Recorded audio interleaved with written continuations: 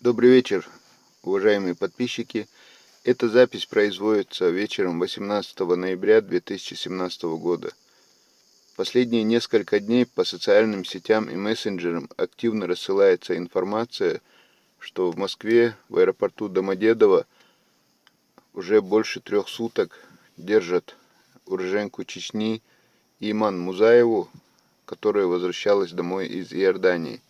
Сразу, чтобы не было никаких домыслов или недопонимания какого-нибудь, объясню, что девушка родилась в 99 году. Вскоре после ее рождения начались в Чеченской Республике военные действия, в результате чего ее родители, соответственно, вместе с ней в качестве беженцев уехали в Иорданию.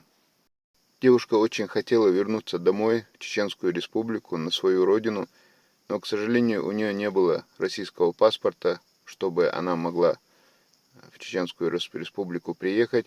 И когда она обратилась в российские дипломатические службы в Иордании, ей выдали некий документ на возвращение, который, к сожалению, не признали пограничники и таможенники в аэропорту Домодедово. В результате девушка около 3 суток провела фактически в изоляторе. Узнав, что девушка там находится, к этому вопросу подключились очень многие люди, озаботились судьбой этой девушки, и очень удачно вышло, что она спустя всего лишь 3 суток, вчера, 17 числа, после обеда, была выпущена. И в данный момент, на сегодняшний день, 18 ноября, она находится в городе Москва. Я буквально 2 часа назад разговаривал с ее родственниками, которые в Москве проживают. Девушка находится в городе Москва и в понедельник намерена вылететь в город Грозный. Соответственно, много людей были озабочены ее судьбой, много людей за нее беспокоилось. И ключевую роль в этом деле сыграл сенатор Чеченской Республики Зият Сапсаби, который, конечно же, действовал по поручению главы Чеченской Республики Рамзана Ахматовича Кадырова. Зият Сапсаби и уполномоченная по правам ребенка в Российской Федерации Анна Кузнецова сыграли главную роль в этом вопросе, что девушка провела в изоляторе всего лишь 3 дня. Также в этом вопросе, насколько я знаю, участвовал адвокат этой девушки Магомед Эскандиров, руководитель представительства МИД Российской Федерации в Чеченской Республике Беслан Мазаев, наша известная правозащитница Хеда Саратова, конечно же, уполномоченный по правам ребенка в Чеченской Республике Хамзат Хирахматов, другие люди, о которых я просто-напросто не знаю, чьи имена назвать не могу. Всем людям тем огромное спасибо от всех подписчиков, всем, кто участвовал в этом вопросе, и всем, кто помог этой девушке выйти из терминала аэропорта Домодедово и направиться к себе домой. Почему я говорю, что благополучно все закончилось, и она там провела всего лишь 3 дня? К сожалению, в мировой практике известно много случаев, когда в результате юридических казусов между разными государствами, в том числе, люди проводили в терминалах не только 3 дня, да, и даже не 3 месяца, но и долгие годы.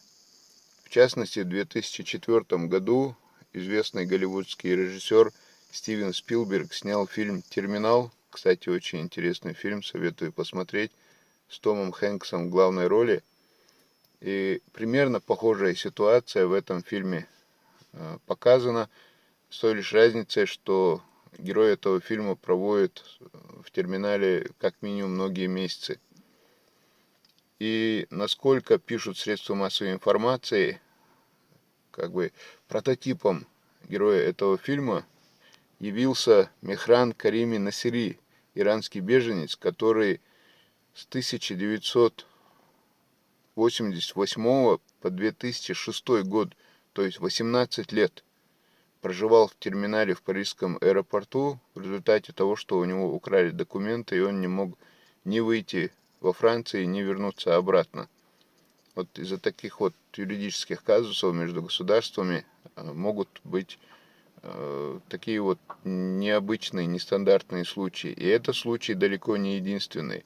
Сейчас, в данный момент, журналисты говорят, что, к примеру, в аэропорту Милана в Италии уже 6 лет живет женщина, которая опять же, из-за бюрократических таких проблем не может вернуться к себе домой в Маврикии.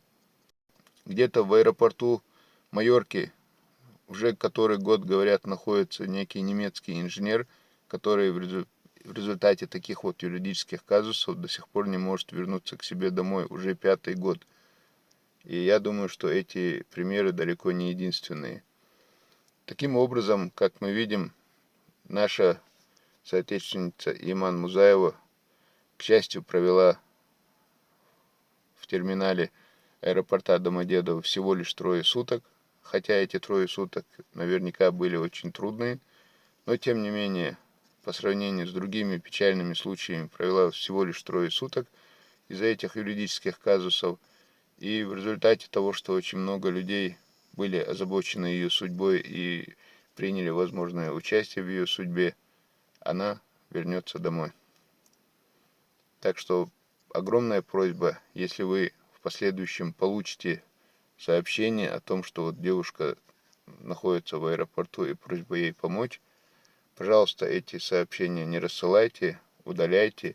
И тем, кто вам их прислал, пожалуйста, говорите, что этот вопрос уже давно решен, и девушка находится уже у своих родственников. Вот такая вот информация на данный момент. Дорогие друзья, подписывайтесь на наш канал Даймок Онлайн и будьте в курсе расследований, которые мы проводим по слухам, которые распространяются в мессенджерах и социальных сетях. Даймок Онлайн.